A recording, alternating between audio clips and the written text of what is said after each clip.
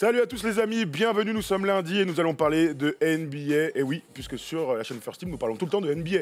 Tant qu'à faire. Et parfois de NCAA. Parfois de NCAA, ça sera le cas demain. Demain, tout à fait, on parlera de NCAA avec Alan d'Envergure qui viendra discuter de pas mal de choses, dont le français Yves Ponce. Donc restez bien avec nous. Mutant. Demain. Le mutant, on l'appelle. Le mutant, mais aussi Louisville, et ainsi de suite. Enfin, il y a 3 petits points dont on pourra discuter demain. Mais aujourd'hui, on est là pour parler donc de NBA et surtout de parler des équipes qui vont très très fortes. On va évidemment décortiquer les Milwaukee Bucks qui sont peut-être pas la meilleure équipe de NBA. Comme chaque semaine, vous nous donnez dans les commentaires, chers amis, vos avis sur est-ce qu'ils sont premiers dans la hiérarchie. On va évidemment discuter des autres équipes, de Philly, pourquoi pas, de Boston, mais surtout des Lakers, des Clippers, de Houston, de Denver et ainsi de suite. Alors Erwan, je te pose la question de but en blanc. Alors est-ce que pour toi, les Milwaukee Bucks sont la meilleure équipe en NBA ? J'en ai bien peur. Non, ça me fait pas peur, mais c'est vrai que quand je regarde leurs matchs, leur début de saison, quand je vois les matchs aboutis qu'ils font face à des potentiels concurrents directs pour le titre NBA, je pense aux Clippers notamment. Alors, il faut prendre ce match un petit peu. Il y a 2 lectures sur ce match-là. Il y a le fait que les Clippers soient passés complètement à travers, mais je vois aussi quand même une équipe qui est prête déjà pour des rendez-vous importants sur sa saison. C'était le cas face aux Clippers. Et je vois 20 victoires, 3 défaites, 2e rating offensif, 1er rating défensif. Je vois une équipe dans la continuité de ce qu'elle a fait la saison dernière. Une équipe qui s'est certes cassé les dents en play-off la saison dernière, mais c'est la construction comme ça de ces équipes jeunes. On rappelle que c'est une équipe quand même jeune. Ils ont appris déjà en play-off, ils sont revenus avec les crocs, et voilà, ça donne ce début de saison où, quelque part, ils envoient un message en disant on est encore plus fort que la saison dernière, et j'ai la sensation que cette équipe est plus forte que la saison dernière. Ils sont à 14 victoires consécutives. Pas mal, évidemment, record en NBA. On sait que les Lakers sont une très bonne période aussi avant de perdre. 14 victoires, alors on peut parler vite fait du calendrier pendant ces 14 victoires, je vais toutes les dire. Tu vas voir qu'ils ont assuré face à des équipes supposées moins fortes. Ils ont gagné contre OKC, Chicago, Indiana, Chicago, Atlanta, Portland, Détroit, Utah, Atlanta, Cleveland, Charlotte, New York, Détroit et les Clippers. Donc sur ces 14 victoires, on peut sortir peut-être 3 ou 4 victoires contre des équipes de standing. Toutes les autres, ils les ont démontées. Je leur enlève absolument rien, ça fait partie du jeu. Dans la série de victoires des Lakers, eux aussi, il y avait un calendrier favorable. Mais les Bucks sont une équipe aboutie. C'est l'impression que j'ai eue, surtout face au match contre les Clippers. On va en parler en long et en large. Parlons un peu des différences par rapport à l'année dernière. Alors, ils ont perdu Malcolm Brogdon. On pensait que c'était une énorme... Enfin, on pense d'ailleurs toujours que c'est une énorme perte pour eux. Et malgré tout, eh bien, l'équipe a continué à être aussi dominante que celle de l'année dernière. Ouais, ils ont perdu Michael Brogdon. Moi, j'étais inquiet pour eux parce qu'il a amené quand même beaucoup de stabilité sur un poste de meneur où Eric Bledsoe... Un meneur, 1-2, il a beaucoup joué 2. Il a beaucoup joué 2, mais même en jouant 2, il a amené... Il stabilisait quand même, tu vois, c'était un combo. C'était pas un 2 qui sortait des écrans. Pas JJ Redick. Voilà, c'était pas JJ Redick. Il amenait quand même de la stabilité aux côtés de Bledsoe qui, lui, n'en amène pas toujours dans des moments un peu importants. Maintenant, ce qui est bien, c'est que quand un joueur part en NBA, ça donne toujours de la chance aux autres. Et je pense notamment à notre sophomore DiVincenzo, qui, lui, pour le coup, a profité du départ de Michael Brogdon dans un autre registre, mais il prend des minutes, il amène beaucoup d'énergie des 2 côtés du terrain. Et voilà, donc ça laisse plus de place à ce mec-là et aussi à Matthews. Donc les 2 arrivent parfaitement à combler. Et j'ai surtout l'impression qu'en attaque, ils sont beaucoup moins prévisibles que la saison dernière où il y avait quelque chose de très établi, un fer à cheval autour d'Yanis. Cette année, oui, avec Brook Lopez, bien sûr. Ouais, et de Brook Lopez cette année, ouais, mais Brook Lopez il était au large pour prendre des filoches. Tout à fait. Là, je trouve qu'il y a des systèmes plus aboutis. J'ai l'impression qu'on est dans l'étape 2 du plan de Mike Budenholzer. Tout à fait, parce que dans le plan de Mike Budenholzer, on sait que parmi les choses qu'il voulait faire, c'était voir cette équipe courir, par exemple, un peu plus. Eh bien, écoute, dans le pace cette saison, ils ont progressé. Regarde, avant qu'il arrive, ils étaient à 96 de pace, donc 96 possessions par match en moyenne. L'année dernière, ils étaient à 103,3. Et cette année, ça a encore augmenté puisqu'ils sont à 105,2. Donc ça ne cesse d'augmenter. Regardez ce que ça donne en termes de stats clés pour les Bucks cette saison. Ils sont au net rating, donc premier à 12,9. Donc c'est la différence entre l'offensive rating et la defensive rating. C'est-à-dire 13 points d'écart, c'est colossal. Au rebond par match, ils ont progressé. Tu te souviens, il y a 2 ans, ils étaient catastrophiques. Ils étaient même peut-être derniers. C'était l'équipe la plus grande de la ligue. Absolument. Donc au pace, ils sont premiers et au fast break points, donc les points en contre-attaque. Évidemment, quand tu as Yanis, et Bledsoe par exemple aussi, qui est capable de pousser la balle, tu te retrouves parmi les premières places. Donc parmi les évolutions qu'on a vues par rapport à l'année dernière, donc encore plus de courses, mais aussi une défense qui a progressé. L'année dernière, on avait salué combien Budenholzer avait fait un travail monstrueux de ce côté du terrain. Eh bien, le defensive rating l'année dernière était à 105. Cette année, il est à 101. Donc évidemment, on a vu son premier défense de la Ligue, mais c'est vraiment incroyable de voir une évolution pour la meilleure équipe de l'année dernière. 60 victoires, on le rappelle. Exactement, ils sont meilleurs que la saison dernière, et l'année dernière, ils finissent premier avec le meilleur bilan de la Ligue. Mais je trouve que voilà, dans le jeu, il s'est passé des choses défensivement. Donc on est passé à l'étape 2 et offensivement, et c'est ça qui m'intéresse aussi énormément, c'est que je vois des systèmes qu'on ne voyait pas la saison dernière. Je vois des backpicks dans le dos pour Giannis Antetokounmpo. Je vois des systèmes pour des remontées, on a des écrans, on se passe un peu plus la balle, on est moins sur le Giannis post-up, on est autour de lui, on le laisse, et si on vient aider, on sanctionne sur des tirs à 3 points. Là, il y a vraiment une équipe qui, sur demi-terrain, est capable aussi d'imposer un rythme. Donc, on court, si on replie bien sur demi-terrain, on est sanctionné parce que c'est compliqué de défendre sur ces mecs-là, parce que les dangers peuvent venir de partout. Non, je te dis, pour moi, on est dans l'étape 2 de Budenholzer, et si j'étais un concurrent des Bucks, je serais un petit peu inquiet parce que je les trouve en avance, ce qui est normal aussi, par rapport notamment à Philadelphie. Et même dans la conférence Est, en tout cas, c'est vrai Toronto. qu'on a l'impression qu'ils sont clairement en avance. Même par rapport aux Clippers. Le bilan parle pour eux, tout à fait. Ils sont la 3e équipe qui tente le plus de tirs à 3 points. Évidemment, dans cette évolution des tirs à 3 points, on va parler de Giannis, puisque Giannis part de, j'ai envie de te dire, de 0, même si en tant que rookie, il était à plus de 30% à 3 points. On l'a vu à un moment avoir ce creux complet où on s'est posé d'ailleurs la question, est-ce qu'on peut dominer en tant que joueur extérieur, même s'il joue 4 dans un profil un peu différent, dominer sans avoir de tir extérieur? Eh bien, cette année, énorme évolution. Il en tente 5 par match à 31% au tir. 31, c'est pas la moyenne en NBA. Pour Giannis, c'est rentable. Mais pour Giannis, c'est très rentable. Tout à fait. Et tu me disais justement avant l'émission que ce n'étaient pas des tirs forcés, c'était des tirs en rythme qu'il prenait en confiance. Non, c'est une vraie arme. C'est pas des fins de possession au bout des 24 où je suis obligé d'envoyer des sauciflards avec une peau épaisse comme ça. Là, il prend, c'est une vraie arme. Il arrive en transition, tu recules, bam, oh, ok, d'accord. Et on s'est toujours dit depuis le début, Nicolas Batum nous le confie encore dans la dernière émission radio, il nous disait, le jour où il a ça, cachou, comme on dit dans le Pays Basque. Watch out, comme on dit aux États-Unis. Attention, comme on dit en France. Et on est en plein. et on est en plein là-dedans. On est en plein là-dedans. Aujourd'hui, il amène. C'est quand tu défends sur Giannis, avant tu lui donnais clairement, tu reculais, tu lui donnais le tir et tu disais, vas-y, tonton, maintenant montre-moi. Et lui, il répond à ça. C'est-à-dire qu'il prend des tirs, il dribble. Avant tu disais, il va driver à 95%. Maintenant, il peut te shooter sur la truffe. Et là, les problèmes commencent. Et je crois que dans l'évolution aussi des Bucks cette année, ça change énormément de choses. On a beaucoup parlé du fait que l'évolution dont on avait envie, qu'on avait envie de voir pour les Bucks, surtout en play-off, c'était la possibilité de voir Giannis dominant en isolation et de marquer des gros paniers, ce qui n'a jamais été son cas. On sait qu'en play-off, forcément, les défenses se referment. Là, on voit ses stats, elles sont monstrueuses. Il est clairement en lice pour être MVP cette saison, avec des pourcentages incroyables, donc 56% au tir, 13 rebonds et 5 pas décisifs, parce qu'on n'oublie pas que Giannis est un super passeur. Et on avait envie de voir justement cette évolution de Giannis sur le petit périmètre, j'ai envie d'appeler ça, la Carmelo Anthony zone, c'est-à-dire qu'on file la balle à 45, vas-y maintenant, marque, parce que la NBA est comme ça. Pour l'instant, on n'a pas trop vu cet aspect du match, parce que les Bucks sont si forts qu'ils ont finalement assez peu de fin de match. On aurait pu espérer une fin de match face aux Clippers, face à Kawhi, face à Paul George, face à Mo Harkless, face à ces types-là. Et finalement, il y avait 36 points d'écart quand il y avait titulaire, 41 points d'écart à un moment donné, et donc on n'a pas eu l'opportunité de voir ça.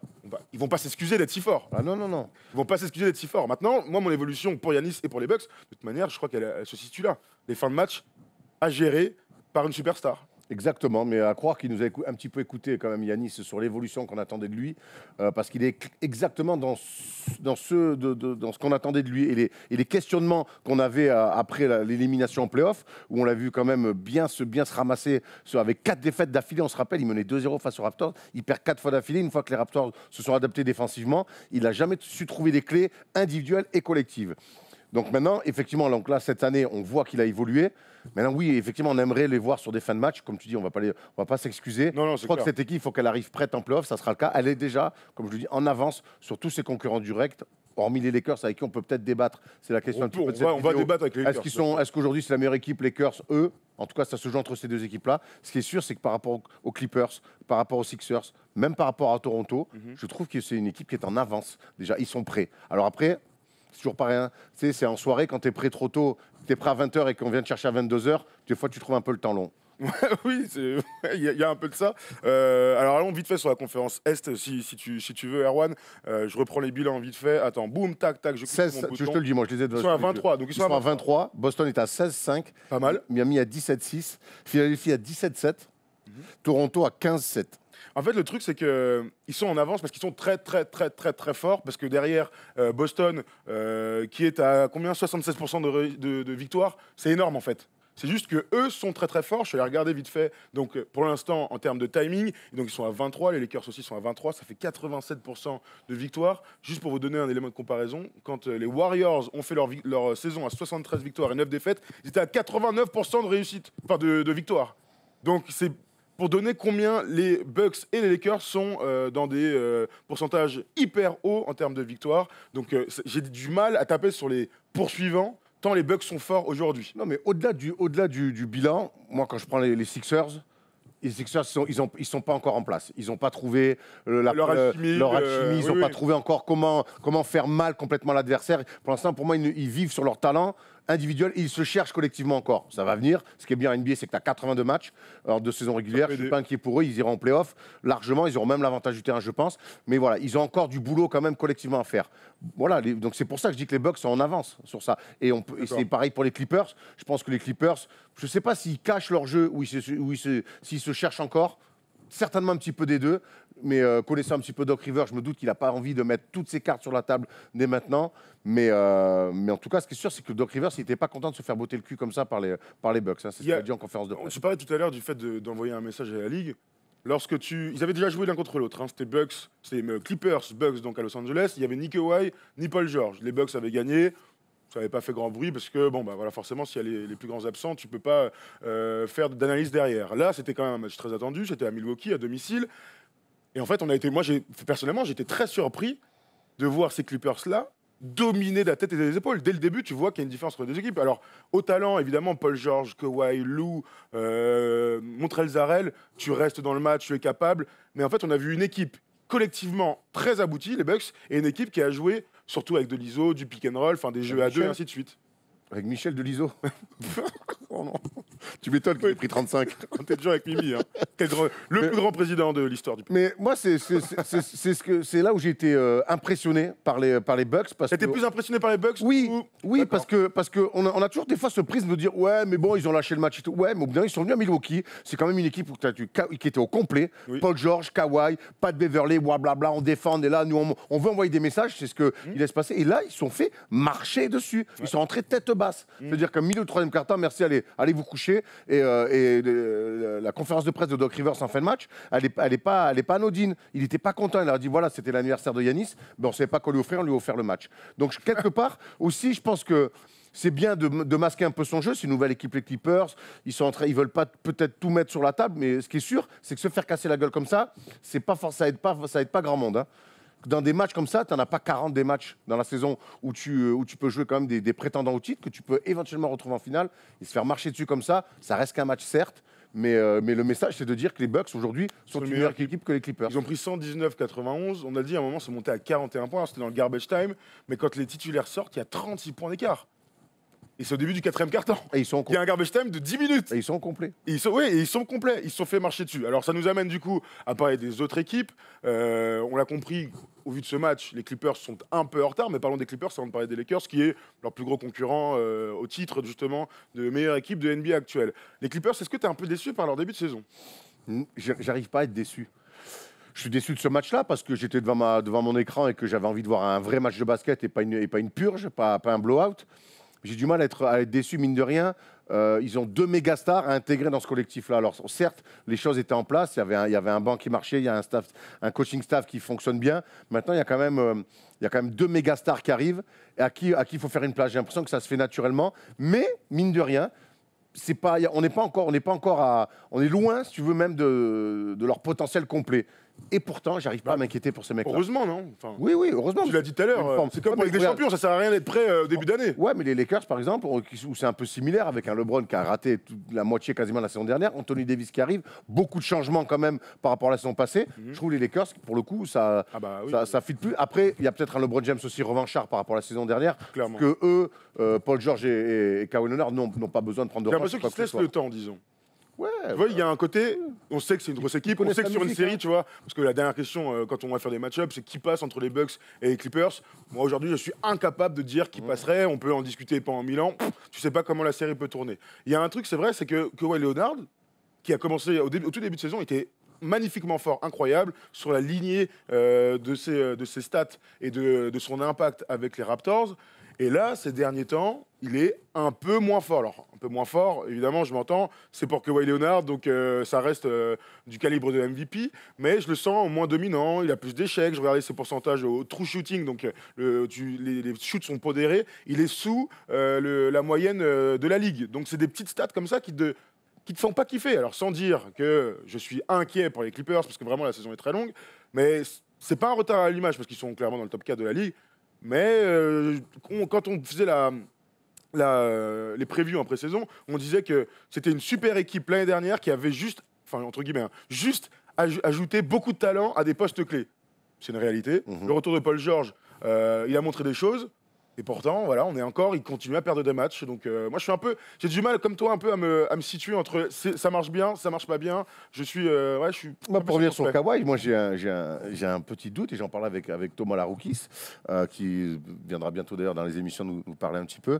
Il me dit, moi, j'ai peur qu'il joue blessé, en fait. Et, depuis les finales NBA, depuis les playoffs, on a ce sentiment qui est pas. Alors, il n'y a rien qui communique là-dessus, mais sur l'impression visuelle, dans sa manière de courir, des fois, on se dit.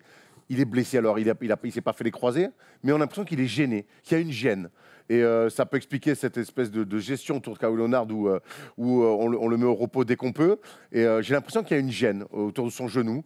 Donc ça peut expliquer un petit peu, des fois, c'est ce mois de décembre où quand même il fait 34, il met 2 fois 34 contre Washington, et après il fait 17 et 11. Donc ça rentre un petit peu dans ce que tu dis, mais 2 fois 34, heureusement qu'il y a les Wizards quand même pour le relancer. Tout à fait. Mais franchement, pour Kawhi, c'est pas beau. Non, c'est pas beau. 17 non plus. Après, il y a un truc. 3 sur 15, hein, il y a un truc, moi, qui me paraît clair, c'est qu'aujourd'hui, donc, les Lakers sont en avance en termes de bilan, mais les Clippers ne doivent pas se mettre en tête d'aller chercher les Lakers. Évidemment, c'est un objectif de saison, mais leur objectif, c'est les playoffs. Donc, le but, et quand tu parles de Kawhi Leonard qui serait gêné, c'est d'arriver au top pendant les playoffs. Parce que d'arriver deuxième, troisième, premier, finalement, oui, l'avantage du terrain compte, mais on sait que maintenant, dans les playoffs, dès qu'il y a sur les 2 premiers matchs, il y a toujours un 1 maintenant. Donc, de toute façon, l'avantage du terrain, si tu prends les Lakers en finale de conf, l'avantage du terrain, on s'en fout. Hein. Ouais, surtout que quand ils jouent à domicile, les Lakers sont toujours à l'extérieur. Donc, clairement, je pense pas qu'il faille rentrer dans un truc, dans une course, tu vois, il faut qu'on ait un meilleur bilan, ainsi de suite. Ils sont quand même à 70% de victoire.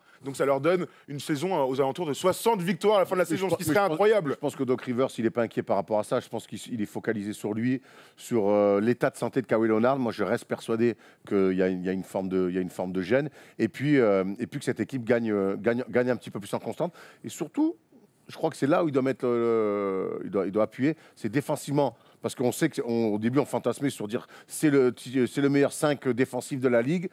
On l'a pas assez ou encore vu en tout cas. Ils sont quand ils veulent s'y mettre, oui, mais j'aimerais bien voir plus de séquences où vraiment tu te dis oh waouh putain, on peut pas attaquer sur eux, c'est étouffant. On n'y est pas encore. Pour aller dans ton sens, ils sont 10e meilleure défense au rating. C'est bien, mais on attendait mieux de cette équipe-là. On a annoncé comme la meilleure défense de la ligue. On en est loin. On en est loin. Non, mais tu as raison pour aller dans ton sens. Ils sont 6e attaque aussi. Donc ça déroule plutôt en attaque. Parlons des Lakers du coup, puisqu'ils sont 3 pour, pour cette place de meilleure équipe. Je bazarde un peu les Rockets, je bazarde un peu Denver et Dallas. Parce que dis-moi le contraire, mais a priori ils sont en dessous. Non, pour moi c'est le chapeau d'en dessous. Ça me va, ça marche pour Philly, ça marche pour truc, même si en playoff on verra. Mais les Lakers donc sont au même bilan que les Bucks. Et quand on se posait la question 21-3, ils ont un match en plus. 23. 21-3. Ah, ils ont gagné hier du coup. Oui, en fait ils ont gagné hier, mais tu crois qu'ils sont 21-3 ? Je regarde en même temps. Merci pour la confiance. Non, mais je te fais pas confiance. 21-3. Donc, les Lakers sont premier bilan de la NBA, c'est lourd ça, avec 87% de victoire. Les Knicks sont à 4-19. Je le dis comme ça. Presque pareil, du coup. Mais donc, les Lakers ne sont pas la meilleure équipe pour toi, parce que la première question, tu me disais oui, Milwaukee est en avance. Pourquoi je te dis ça ? Pourquoi ? Parce qu'il y a un truc qui compte énormément dans le basket, à l'heure actuelle, c'est le vécu collectif, l'expérience. Alors, effectivement, quand tu as LeBron James, tu gagnes énormément de temps. Et Anthony Davis, ouais. on le voit. Ouais. Mais aujourd'hui, j'ai envie de donner un peu plus de crédit aux Bucks parce qu'ils ont ce vécu collectif de cette saison dernière complètement abouti en saison régulière et puis quelque part de ce truc de playoff qui leur a laissé un énorme goût amer de cette défaite face aux Raptors. Donc voilà, sur le vécu, c'est parce que le vécu collectif qui me fait dire qu'aujourd'hui les Bucks sont peut-être un petit peu devant, mais comme tu le dis, 23, 21-3, on encule un peu les mouches hein, là pour le coup. Donc ce qui est sûr, c'est que les Lakers réalisent un super début de saison, que LeBron est dans un mode j'ai raté une saison, je vais pas en rater deux, je vous le dis tout de suite. Et le message qu'il envoie, il est archi positif. C'est le meilleur début de saison de sa carrière. Ah, Disons que LeBron, on parlait de gêne pour Kawhi, LeBron est à 100%. Pourtant, on sait qu'il est dans un âge avancé. Il joue meneur de jeu dans cette équipe, 100% meneur de jeu. Ça lui arrive de jouer un peu 4 quand Rondo est sur le terrain. Mais bon, ça lui pose aucun problème. On sait que le poste 4 est souvent le deuxième meneur de jeu sur le terrain. LeBron est vraiment magnifique à la passe. Il est le meilleur passeur de NBA. Il est capable, parce qu'il est LeBron, d'avoir ces moments où il va marquer 10-12 points de suite avec des lay-ups, des tirs à 3 points. Hier, contre Minnesota, il met un énorme dunk, mais il est en phase avec son tir. Il met un tir là, à 45. Il est tellement loin. 45, c'est tape de marque. Ouais, c'est complètement top de marque. Quand il est comme ça, bah forcément, tu ne peux pas gagner contre les Lakers. Le truc, c'est que avec tout ce qu'on est en train de dire là, LeBron est incroyable et tout. Il est deuxième. Alors, deuxième option dans son équipe, puisque Anthony Davis est celui qui tente le plus de tirs et à qui on fait le plus de confiance sur de l'ISO et ainsi de suite. Il est deuxième scoreur. Pour moi, ça reste LeBron James, la première option de l'équipe. Il a tous les ballons en main. Il fait ce qu'il veut. C'est lui la tête. Meneur de jeu. C'est lui la tête. Oui, mais c'est lui la tête pensante. Pour moi, c'est lui qui donne le là offensivement. Après, il a clairement dit, et ça prouve. Et quand je dis que dans l'attitude, il est exceptionnel, que le message qu'il envoie aux futurs adversaires et à ses coéquipiers, il est fantastique. Et ça n'a pas toujours été le cas LeBron. Même avec Miami, des fois, il était avec Cleveland, des fois, on sentait que les mecs, ça le faisait chier de jouer avec certains coéquipiers. Là, le message qu'il envoie, il est archi positif. C'est Anthony, je te laisse être le meilleur scoreur de l'équipe. Je vais t'alimenter, je vais te mettre bien. J'avais envie que tu sois là. Et je regarde, maintenant que tu es là, je te montre que j'ai envie que tu sois là. D'ailleurs, il a massage après les matchs. Il le met dans les meilleures conditions possibles. Et l'autre, il se régale. Il a mis encore 50. Il met 50 hier. Il a encore mis 50. Il est fantastique.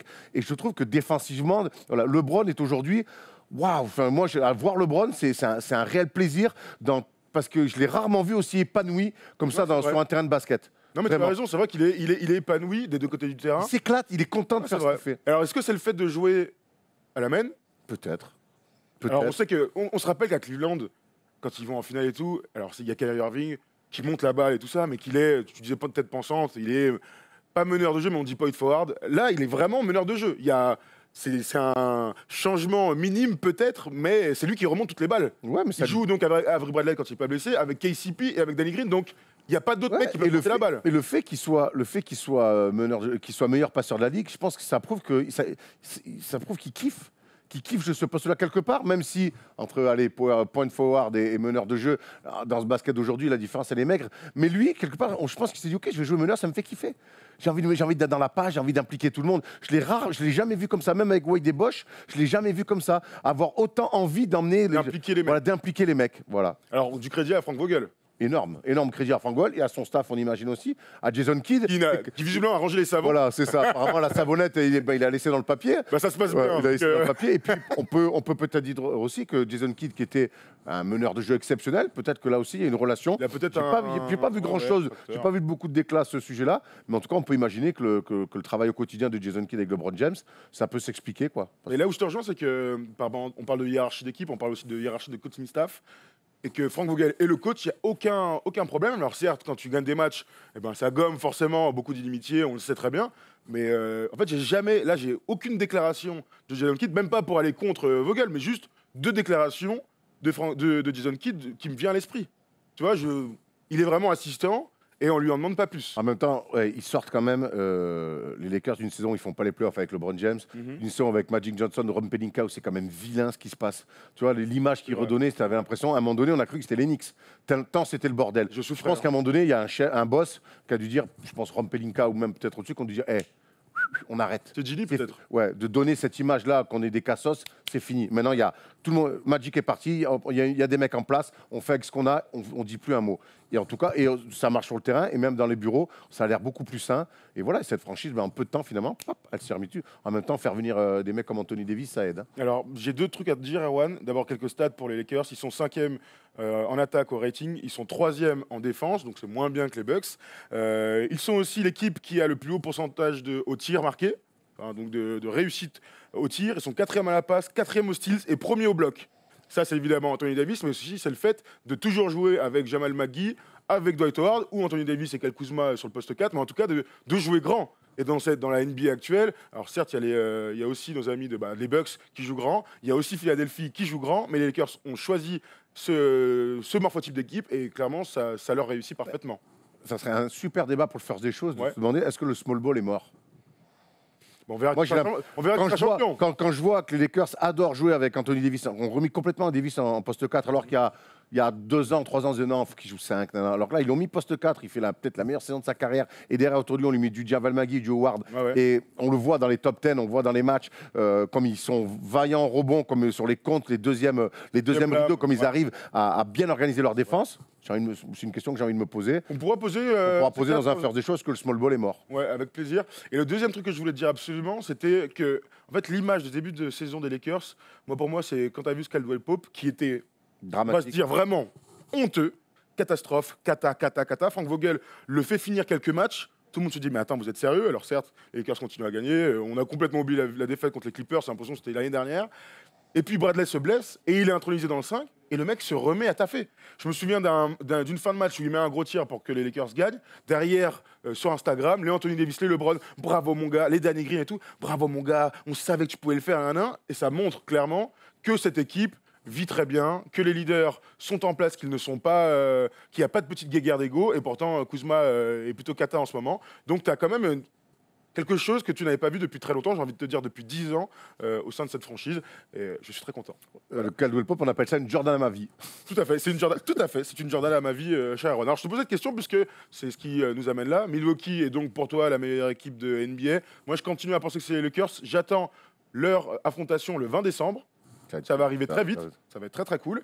Je me dis que c'est encore les Lakers pour LeBron parce que dans un gros match, je pense que LeBron va. Je mettrai toujours avantage à LeBron. Faut voir qui va se coller sur Antetokounmpo, qui Allons-y. va se coller sur LeBron. Ça va être archi Alors intéressant. allons-y, faisons une série. Ouais, je pense que Yanis va falloir à un moment donné que même on aime bien le protéger côté Bucks défensivement, et on envoie plutôt des Middleton au charbon. Là, il va falloir faire un choix en tout cas. Je pense que Middleton va s'envoyer LeBron et que Antetokounmpo va s'envoyer Anthony Davis. Et je suis curieux de voir comment Anthony Davis sur un poste 4, mais quelque part qui a Délié comme lui. qui est délié, qui a des skills de poste 3, comment ils vont se tirer la bourre. Est-ce que tu penses pas archi intéressant. Alors faisons un match-up clair. Donc les 2-5 majeurs, on les connaît. Les meneurs défendront l'un sur l'autre, alors que ce soit KCP ou allez, mettons KCP sur Eric Bledsoe. Mettons les postes 2 comme ça. Tu planques LeBron qui sera pas forcément sur Middleton, mais pourquoi pas. Tu peux aussi essayer de faire Danny Green sur Middleton. Green sur Yanis avec de la deuxième lame. Quand je vois les systèmes des Bucks où on aime bien mettre Antetokounmpo sous le cercle pour avoir des situations, on le voit beaucoup des fois sur des backpicks, avoir des situations sous le cercle. Danny Green, il risque de manger au niveau de la taille. Après, si notre ami a envie de s'inventer une vie un peu au large, mais ça, il le fait finalement peu. Certes, il prend des tirs, mais c'est quand même toujours près du cercle, très agressif. Moi, Tu mettrais Anthony Davis. Et donc, tu peux aussi imaginer un truc inverse. Moi, t'alternes. De mettre Anthony Davis sur Brook Lopez, qui joue extérieur. C'est mieux que Danny Green. Hein. Et tu mets Javel Magui en début de match sur Yanis, avec les énormes risques que ça comprend, c'est-à-dire de se faire jouer à l'extérieur. C'est sûr. Mais de toute façon, même s'il a progressé dans le tir, Yanis, il faudra toujours, quitte à ce qu'il te punisse. Punis-moi, grand. Aujourd'hui, il faut quand même toujours lui donner le tir extérieur plutôt que lui filer des layups. Parce que là tu te fais complètement un rakiri. Ce qui est sûr, c'est que tactiquement, moi, je ne pense pas qu'il y ait une défense pour dire on va faire cette défense et on va punir Yanis. Il va falloir alterner. Il va falloir envoyer du LeBron. Il va falloir du Anthony Davis. Il va falloir les doubler. Il va falloir, voilà. Tu es obligé de faire ça. Après, est-ce qu'en saison régulière, ils ont envie de tout mettre, de tout dévoiler tactiquement? Je pense On sait que non. Je pense pas. On sait que les coachs aiment bien garder un peu, même si le 20 décembre c'est très tôt dans la saison, on sait qu'ils ont envie de garder 2-3 trucs. Qui nous offre un gros match avec un money time et on imagine que tactiquement, avec plaisir. On imagine que tactiquement ils vont pas tout dévoiler, ce qui est complètement normal. Tout à fait. Alors, je regardais juste pour terminer, c'est un match chez les Lakers. Ils auront joué juste avant contre Dallas, ce sera très intéressant. Non, c'est un match chez les Bucks à Milwaukee. Donc le 20 décembre, ce sera un vendredi soir. C'est à 2h du matin, donc nous pourrons peut-être le regarder tous ensemble. Tu m'as pas dit qui gagnerait alors sur une série? Ouais, mais aujourd'hui, on est quoi le 9 décembre? Les Lakers sont à 11-1 à l'extérieur et les Bucks sont à 10-1 à domicile. Alors j'ai envie de mettre les Bucks à domicile, je les trouve très bien. Okay. Voilà. Bon, si vous avez envie de parier, vous pouvez parier dès maintenant. Sur les Lakers, parce que j'ai dit les Bucks. Ouais, tout à fait. Moi, j'ai hâte de voir, c'est difficile. Je dirais les Lakers parce que sinon, si je dis autre chose, on va me dire mais c'est difficile. Deux équipes très très fortes, deux équipes très fortes des deux côtés du terrain et des match-ups qui peuvent être favorables, défavorables, mais aujourd'hui, c'est impossible de dire qui prendrait l'avantage. On espère surtout que les Lakers sont plus inspirés que les Clippers dans le Wisconsin. On croise les doigts. Merci à tous de nous avoir suivis, c'était très bien. On se retrouve dès demain pour parler de NCAA. Donc, College Rules, tout à fait, chers amis. On a essayé de vous donner le plus d'indications pour savoir quelle était la meilleure équipe en NBA. Vous avez bien compris que c'est impossible à dire, qu'on a 2 mastodontes et plein de bonnes équipes juste derrière. Et qu'on est encore très tôt dans la saison. Et qu'on est encore très tôt dans la saison. On n'est qu'à un quart de la saison, il peut se passer plein de trucs, sans parler de blessures, les méformes, une équipe qui revient. Dallas est incroyable en ce moment, donc étape les bonnes équipes le dimanche soir. Donc on a très peu parlé des Houston Rockets, mais 15-7, ils sont là. 15-7, c'est énorme. Ça fait 70% de victoires, ça fait 60 victoires à la fin, gros. C'est des saisons de haute volée. Tu vois, l'année dernière, les Bucks avaient fait 60% de victoires, enfin 60 victoires dans la saison. C'était énorme. Donc voilà, bref, on a beaucoup de bonnes équipes, on a de la chance, et puis on a les Knicks qui, contrairement à l'OM, ne sont pas à 6 victoires d'affilée. Et qui cherchent un coach. Qui cherchent un coach. Les Knicks, d'ailleurs, on en parle jeudi, je pense. Ouais, en fonction de ce qui se passe. À voir en fonction de ce qui se passe, mais ouais. On espère faire un beau dossier sur les New York Knicks. On vous souhaite une très bonne journée, une bonne fin de lundi. Si vous êtes dispo ce soir, il y a House of Sports à 20h30 sur lestream.fr. On va débattre de, je pense, beaucoup de boxe, parce qu'il y a beaucoup de choses. Oui, parce qu'on parle de boxe aussi, on est complètement fous. J'espère. J'espère. Et voilà, on vous souhaite une très bonne journée. Salut. Ciao.